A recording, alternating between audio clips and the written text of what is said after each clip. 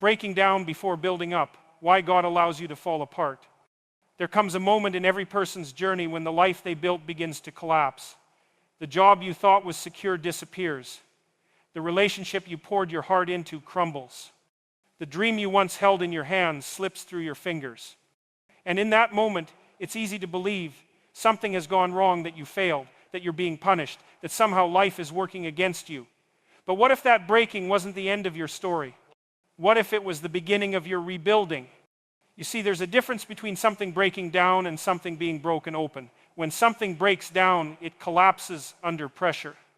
But when something breaks open, it releases what's been hidden inside. Sometimes God will let what you built fall apart because it was never built on the right foundation. You were building from your image, not your identity. You were constructing success based on what the world said you should be, not what heaven designed you to become. And so, in His love, not His anger, He allows the structure to shake because He knows that a life built on image won't last through impact. The breaking isn't punishment, it's preparation. God never destroys what He intends to rebuild stronger. When He allows things to fall apart, it's because He's ready to rebuild them with divine precision. He's stripping away what was built in pride so He can reconstruct you in purpose. Sometimes the greatest blessing you'll ever receive is the one that comes disguised as loss.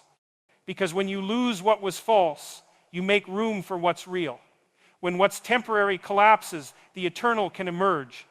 We often pray for strength, but we don't realize that strength doesn't come from comfort, it comes from breaking. The seed doesn't grow until it's broken. The alabaster box doesn't release its fragrance until it's shattered. The human heart doesn't awaken until it's humbled. So when God allows you to fall apart, He's not abandoning you, He's awakening you. He's calling you back to yourself. He's reminding you that what you've lost can't compare to what He's about to rebuild inside you. Most people spend their lives avoiding brokenness, not realizing it's the birthplace of transformation. You can't rebuild until something breaks, because rebuilding means renewal. It means clearing out the old structure to make space for the new foundation. Some of you have been trying to hold together what God Himself is trying to dismantle. You're using emotional glue to keep a season alive that's already expired. And you can't build the future while holding on to a past that's crumbling. Sometimes God has to remove what's comfortable to make room for what's divine. When your plans fall apart, it's not because life failed you, it's because life is redirecting you. The path you chose might have been good, but it wasn't God. And when you've been walking the wrong way long enough, mercy looks like a breakdown. Because only when you stop moving can you finally look up. The breakdown becomes the pause that points you back to purpose. The pain you're feeling is not the end. It's the breaking of the shell so that your next level can breathe. There's a story in your breaking. You see, construction and destruction look the same at first. Both involve tearing down walls, removing debris, and disrupting comfort. But one leads to ruin, and the other leads to rebirth. The difference is the builder behind it. When God is behind the breaking, it's always followed by rebuilding. You may have lost something, but you haven't lost yourself. You may feel like you're starting over, but you're actually starting right this time. Because now you're building on truth.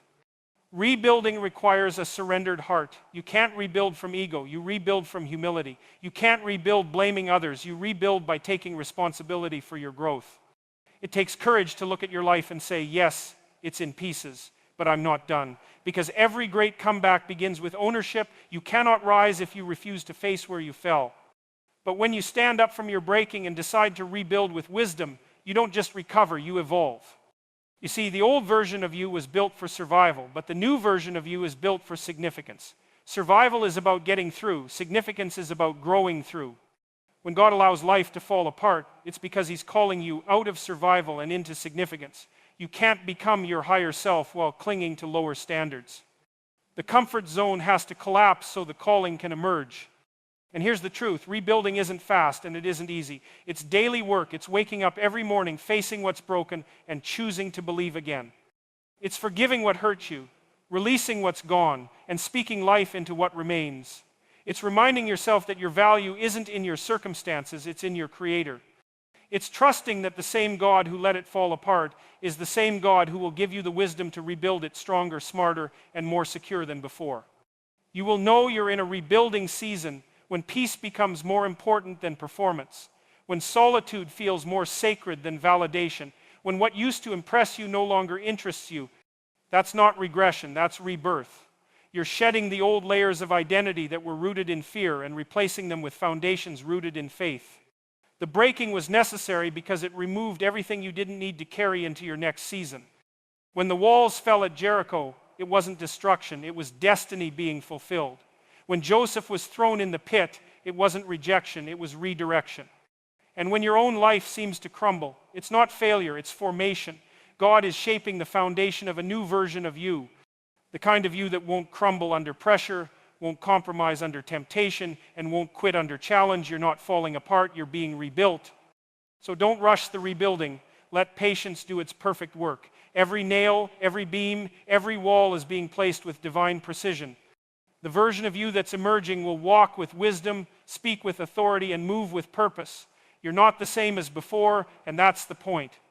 The breaking was not to break you, it was to build you right this time. So lift your head, take a breath, and know that you're not being buried, you're being built. You're not being punished, you're being prepared. This isn't the end of your story, it's the start of your rebuilding. And when you rise, you'll realize the fall was never your failure, it was your foundation being reset by the master builder himself.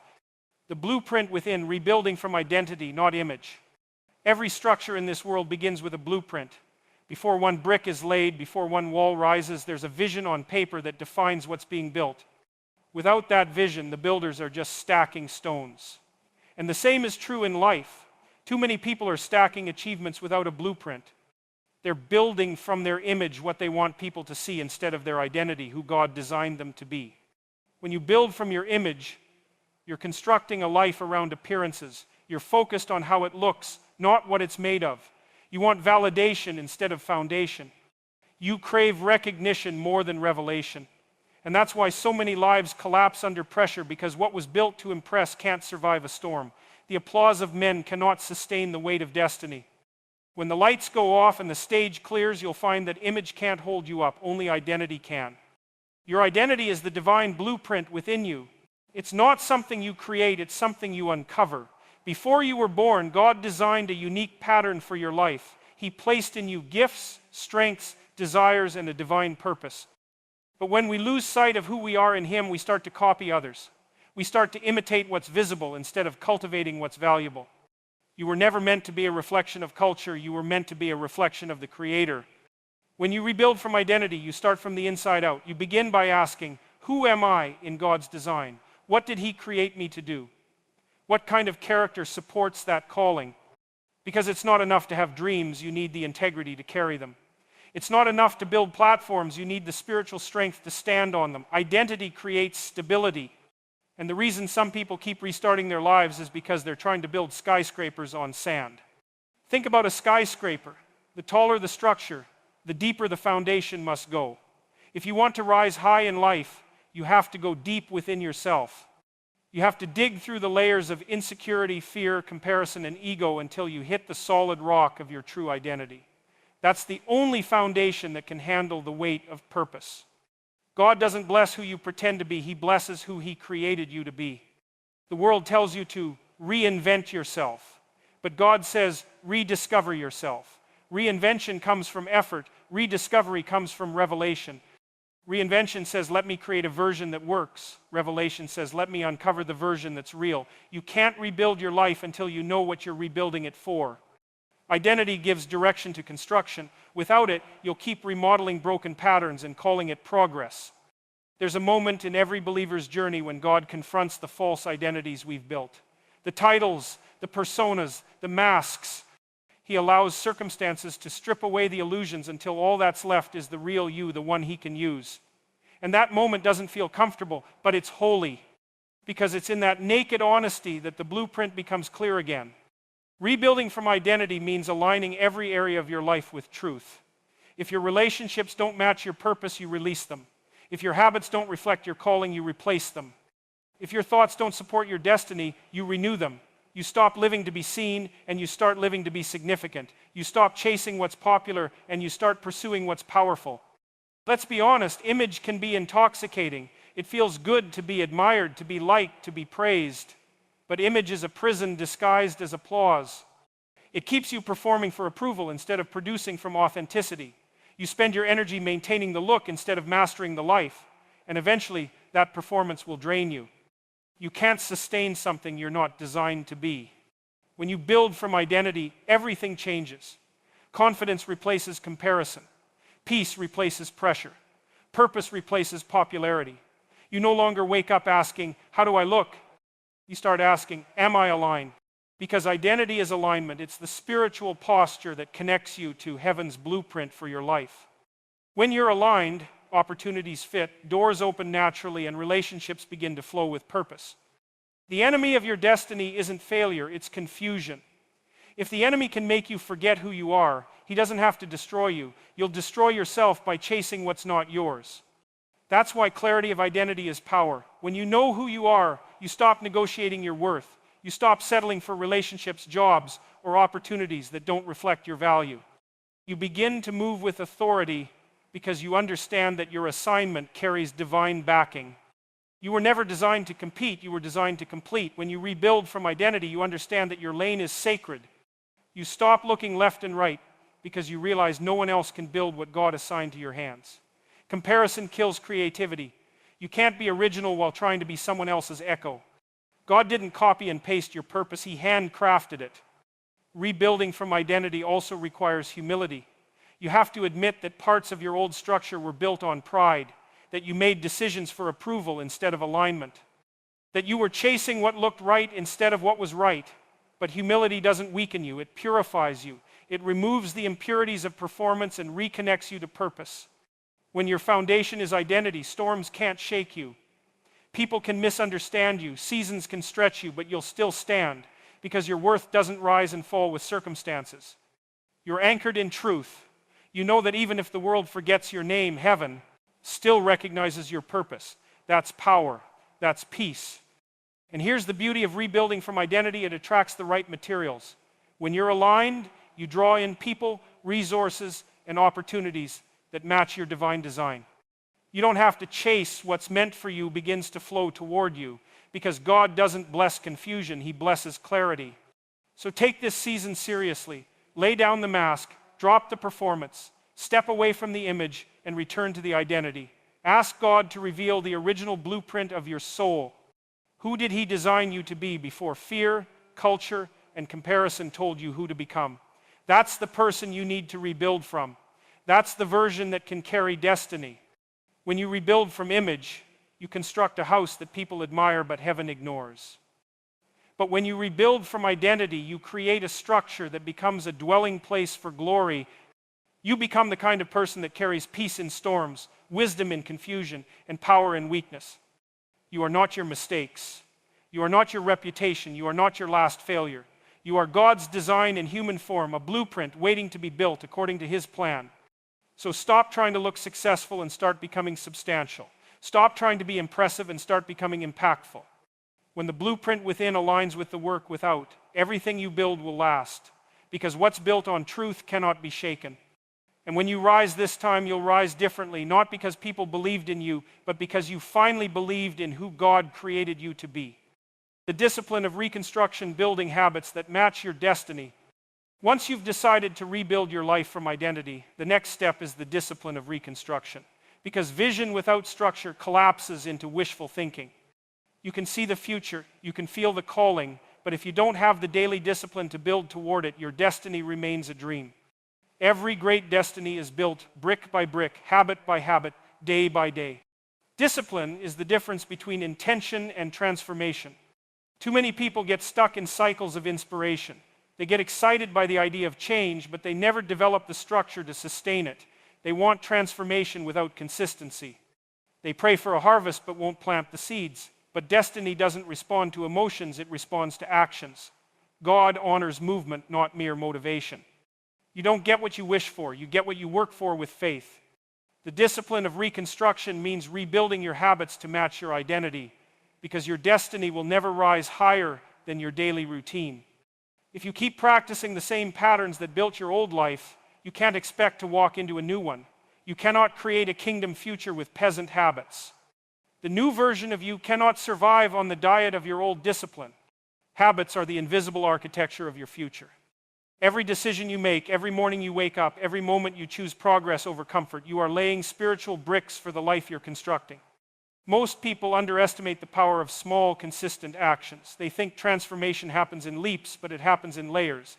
Every choice compounds into character. Every habit shapes your spiritual posture. Reconstruction begins with accountability. You must take ownership of your results. The easiest way to stay broken is to keep blaming others for your cracks. But when you decide, this is my life and I am responsible for its direction, everything shifts. Accountability doesn't weaken you, it empowers you. Because the moment you accept responsibility, you also accept authority. You can't command what you won't claim. You must understand that discipline is not punishment, it's protection. It guards you from distraction, from laziness, from the sabotage of inconsistency. Discipline isn't about saying no to joy, it's about saying yes to purpose. It's the spiritual scaffolding that holds your structure in place while you're still under construction. Without it, your life becomes a half-built building, impressive from afar, but unstable up close. To reconstruct your life, you must reconstruct your time. Time is the currency of destiny, and how you spend it reveals what you truly value. Every hour you waste on things that don't serve your calling is like throwing away materials meant for your purpose. The disciplined builder doesn't chase everything, they prioritize what matters most. You have to decide what kind of future you're building and allocate your time accordingly. Rebuilding your habits also means mastering consistency. Consistency is the silent force that separates dreamers from doers. It's easy to start strong when motivation is high, but consistency shows up when emotion fades. It's showing up on the days you don't feel like it, praying when your faith feels small, working when the results seem slow. Consistency turns effort into excellence, and excellence repeated over time becomes identity. Many people lose momentum because they confuse motion with progress. They stay busy but not productive. They chase activity instead of alignment. The disciplined life is not about doing more. It's about doing what matters most with divine precision. It's learning to say no to what's good so you can say yes to what's God. Every yes to your destiny requires 1,000 no's to distraction. The discipline of reconstruction also requires patience. We live in a generation addicted to instant gratification. Everyone wants success without sacrifice, reward without responsibility. But the kingdom doesn't operate on convenience, it operates on covenant. God's process is deliberate because He's not just building your blessings, He's building your capacity to carry them. What takes time to build takes time to last. When you start walking in discipline, life will test your commitment. Old habits will call you back, comfort zones will whisper your name, and distractions will present themselves as opportunities. But that's not the enemy trying to stop you. That's life testing whether you're serious about change. The level of opposition you face often reveals the level of transformation you're approaching. This is why you must set standards. Discipline without standards is directionless. Standards define what's acceptable in your world and what's not. They create boundaries for your behavior, your relationships, and your energy. You can't build a palace with the mentality of a playground. When you raise your standards, you automatically raise your results. There's a powerful truth. Success doesn't come from doing extraordinary things once. It comes from doing ordinary things with extraordinary consistency. Reading, praying, learning, showing up, refining, serving. These are the small hinges that swing big doors. Every day you stay faithful in small things, you're preparing for the day God trusts you with greater things. But discipline doesn't just shape habits, it shapes identity. When you show up daily, even when it's hard, you start seeing yourself differently. You begin to trust your word again. You start believing that you can finish what you start. That's where self-respect grows, not from success, but from consistency. When you keep the promises you make to yourself, you build confidence that no one can take away. Understand this, your habits are spiritual declarations. Every disciplined action says, I believe in my purpose. Every moment of obedience says, I trust God's timing. Every time you push through fatigue and focus on growth, heaven takes notice. God honors diligence because it reflects His divine order. He is a God of rhythm and consistency, sunrise and sunset, seed time and harvest. Discipline connects you to His pattern of creation. You can pray for miracles, but you must prepare through discipline. Faith opens the door, but discipline walks you through it. Miracles are not substitutes for management, they are rewards for preparation. Many people want divine promotion without earthly process. But God doesn't elevate unprepared vessels. He refines you through the rhythm of responsibility until you can handle what you've been praying for. So take inventory of your daily life. What habits align with your destiny, and what habits anchor you to your past? What needs to be demolished so something new can be constructed? Every habit either builds you or breaks you. Every action is a vote for the person you're becoming.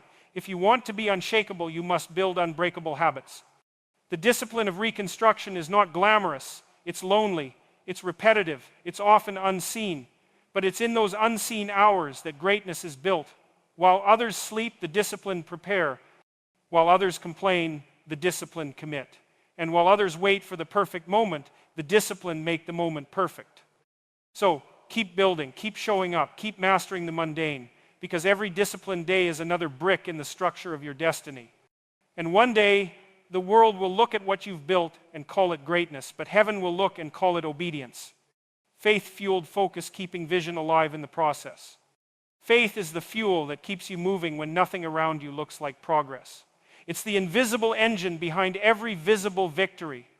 You can have goals, you can have plans, you can have habits, but without faith, they have no power. Because discipline without belief turns into burnout, but discipline fueled by faith turns into breakthrough. Faith keeps your focus alive when the process feels too long, too slow, or too painful to understand. When you start rebuilding your life, you will face moments where everything feels uncertain. The old life is gone, but the new life isn't yet visible. That's the gap where most people quit the in-between season where faith is tested. The foundation has been laid, the walls are going up, but you can't yet see the finished structure. And that's where faith speaks louder than sight. You must trust that God is still working even when nothing seems to move. Faith-fueled focus is about believing in what God said, not in what you see. The human mind loves clarity, but the kingdom often begins with mystery. God doesn't always show you the whole blueprint. He gives you one brick at a time. Because if you could see everything, you wouldn't need faith. Faith isn't comfortable, but it's necessary. It's the bridge between vision and manifestation. It's what allows you to walk through the dark seasons without losing direction. Focus without faith is fragile. You can only stay focused on something you believe in. If your focus is built on feelings, it will crumble under pressure. But when your focus is rooted in faith, no storm can shake it. Because faith isn't about controlling the outcome, it's about trusting the source. When you know who called you, you stop panicking about how things look. You stop reacting to circumstances and start responding with confidence. Most people lose focus not because they lack motivation, but because they let fear dominate their faith. They look at the delay and assume it's denial. They mistake pruning for punishment. But when God delays something, it's not because He's forgotten you, it's because He's preparing you. The longer the foundation takes, the taller the building can rise. You must learn to thank God, even for the seasons of silence, because He's working on details you can't yet see. Faith-fueled focus means you stop letting distractions decide your destiny. Every distraction has a cost. The enemy doesn't always attack you with destruction. Sometimes he attacks you with options. He gives you small things that steal your attention from great things. You start chasing validation instead of vision, comfort instead of calling, busyness instead of purpose. But faith reminds you what matters most. It whispers, keep your eyes on the promise. You cannot rebuild your life if you're constantly comparing your process to someone else's progress. Everyone has a different assignment, a different timeline, a different anointing. Faith-fueled focus means running your race and trusting God's pace. You're not late, you're being developed. The waiting isn't wasted, it's working something in you. Don't measure your growth by how fast others are moving. Measure it by how deeply you're being transformed. To stay focused, you must protect your environment. The wrong atmosphere can suffocate faith. You can't surround yourself with doubt and expect to grow belief. Be careful who you allow to speak into your process. Some people can't see the future God showed you, and if you let their fear influence your focus, you'll start questioning your calling. Surround yourself with people who push you toward purpose, not those who pull you toward comfort. Faith-fueled focus also requires renewing your mind daily. You can't build a new life with an old mindset. Every morning, you have to realign your thoughts with truth. Speak life over your situation even when you feel weary. Declare that what God started, He will finish. Declare that your struggle is shaping your strength. Declare that no matter what you see, you're still standing on the promise. because words shape focus, and focus shapes reality. When you lose sight of your why, you lose energy for your what. Faith reconnects you to your why. It reminds you that you're not rebuilding for applause, you're rebuilding for assignment. You're not doing this just to look strong, you're doing it to become who God called you to be. Faith keeps your motives pure when recognition doesn't come. It's easy to stay focused when you're being praised, but real faith stays focused when you're being tested. You must understand that every season of rebuilding comes with resistance. Not every obstacle is assigned to stop. Sometimes it's proof you're on the right track. Resistance reveals readiness. Just like muscles grow by being stretched, your faith grows by being challenged. If everything was easy, your growth would be shallow. But when faith keeps you steady under pressure, you become unshakable. The goal isn't to avoid storms, it's to learn how to stand through them. Faith-fueled focus doesn't mean ignoring reality. It means interpreting reality through revelation. You acknowledge the facts, but stand on the truth. The fact might be that you're struggling, but the truth is you're still being shaped. The fact might be that doors have closed, but the truth is new ones are opening in God's timing. Faith doesn't deny difficulty, it declares dominion. It says, yes, this is hard, but I am harder. One of the most powerful ways to maintain faith-fueled focus is through gratitude. Gratitude reminds you of what's working when your mind wants to fixate on what's missing. When you thank God for what you have, He trusts you with what's next. Gratitude doesn't change your circumstances, it changes your perception. It keeps your heart anchored in joy even when your eyes see chaos. A grateful mind is a focused mind because it sees progress even in the process. Every time you feel weary, remind yourself that your labor is not in vain. Faith never fails, it multiplies. Every seed of obedience you plant will bear fruit in its season. You may not see it now, but heaven records every act of perseverance. God is not unrighteous to forget your work. Keep showing up, keep believing, keep building, because your consistency in the dark will produce clarity in the light. Focus requires faith because destiny requires delay. And delay is not denial, it's development. God hides you not to punish you, but to perfect you. When you're ready, He'll reveal you. Until then, build in silence, pray in patience, trust in timing. Faith-fueled focus means doing what you can while trusting God to do what you can't. Your job is the process. God's job is the promise. Don't try to do His part, just stay faithful to yours. You may not be where you want to be, but you're not where you used to be. That's evidence that faith is working. Keep your vision alive. Keep your spirit steady. Keep your faith focused. Because one day soon, what you believed for in private will manifest in public, and everyone will see that it was faith, not luck, that rebuilt your life. Becoming the new creation, living as the rebuilt version of you. Rebuilding yourself isn't just about recovery, it's about rebirth. You're not here to return to who you were before the pain. You're here to rise as something new, something refined, something divinely designed for a greater level of purpose. The moment you allow God to reconstruct your foundation, you stop living as the broken version of your past and start walking as the masterpiece He intended from the beginning. Becoming the new creation isn't about pretending to be healed, it's about allowing God's power to make you whole. When you've been through seasons of loss, disappointment, or failure, it's tempting to hold on to the old identity because it feels safe. But the old you was built for survival. The new you is built for significance. You can't rebuild your future while still identifying with your past. You have to release the person you were to embrace the person you're becoming. The new creation doesn't think like the old one, talk like the old one, or settle like the old one. It doesn't move from fear anymore, it moves from faith. The process of becoming new begins with renewing your mind daily. The battlefield of transformation is not around you, it's within you. The enemy doesn't need to destroy your circumstances if he can distract your thoughts. Because as long as your thinking is tied to the past, your potential will remain chained to it. But when you decide to think higher, to align your thoughts with God's truth, you break free from the mental prisons that kept you small. Every day, you must remind yourself, I am not who I was. I am who I'm becoming. Living as the rebuilt version of yourself requires spiritual maturity. The immature believer waits for circumstances to confirm change. The mature believer walks in transformation even when the evidence hasn't shown up yet. You have to walk like the healed before the pain leaves. Speak like the blessed before the breakthrough comes. Think like the successful before the results arrive. Because transformation doesn't wait for proof, it produces proof through persistence. The rebuilt version of you has different standards. It doesn't entertain confusion, gossip, or comparison. It values peace over popularity. It knows that not everyone who was part of your old chapter deserves a place in your new one. Some people were sent to teach you, not travel with you. You can forgive without reattaching, love without returning, and release without resentment. The new creation doesn't need validation, it carries vision. It doesn't chase approval, it attracts alignment. To live as the rebuilt version, you must guard your environment with discipline and discernment. You can't plant yourself in toxic soil and expect healthy growth. The people you surround yourself with either nurture your new identity or neglect it. When God elevates you, He also separates you. Don't resist that separation. It's divine protection.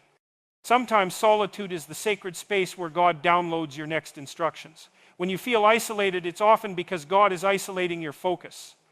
Becoming the new creation also means learning to walk in gratitude, not for what you've lost, but for what you've learned.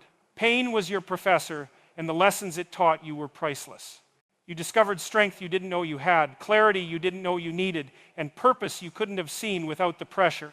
Gratitude transforms wounds into wisdom.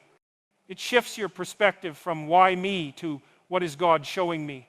When you thank God for the process, you give Him permission to finish the masterpiece. But here's the truth. Becoming new doesn't mean life becomes easy. It means you become equipped. The rebuilt version of you doesn't panic under pressure.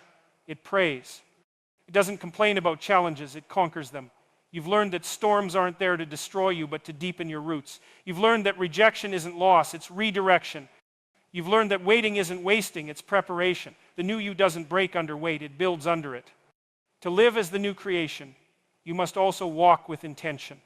Every day is an opportunity to build your legacy. You're not just rebuilding for comfort, you're rebuilding for contribution. The world needs your healed version, your wise version, your purpose-driven version. The old you reacted, the new you responds. The old you hustled for validation. The new you operates from conviction. The old you survived from scarcity. The new you creates from abundance. When you live with purpose, every action becomes a seed for impact. Faith remains your compass through every transition. There will be days when old fears try to whisper again, when old habits try to return, when doubt tries to creep back in. But faith says, keep going. Faith says, remember who you are. Faith says, don't shrink back. You were built for this. You didn't rebuild your life just to blend in. You rebuilt it to stand out for the glory of God. The new you doesn't beg for blessings, it walks in them. It doesn't fear the future, it prepares for it. When you start living as the new creation, you begin to see life differently. You stop chasing outcomes and start mastering obedience. You stop worrying about what's next because you trust who's guiding you.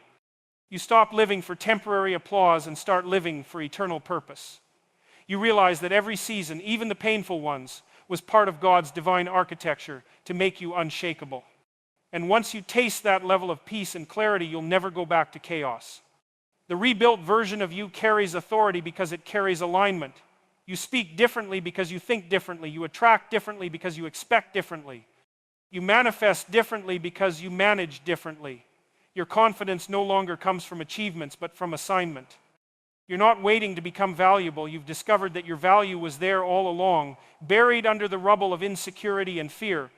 Now that you've been rebuilt, that value shines effortlessly.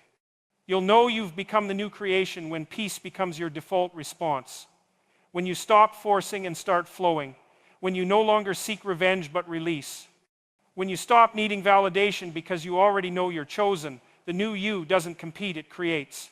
It doesn't chase opportunity, it becomes opportunity. You don't beg for platforms, you build them through purpose. And finally, becoming the new creation means living with gratitude for grace. You didn't rebuild yourself alone. You didn't heal just because you were strong. You healed because grace held you. Every time you wanted to quit, grace whispered, keep building.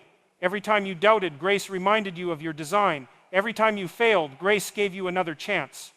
Grace was the unseen hand that guided every hammer strike, every decision, every prayer. And now that you've been rebuilt, your life becomes a testimony not of your perfection, but of God's power. So live boldly, speak purposefully, walk humbly. You are not what happened to you, you are what God is doing through you. You are the rebuilt version, stronger, wiser, freer, and ready.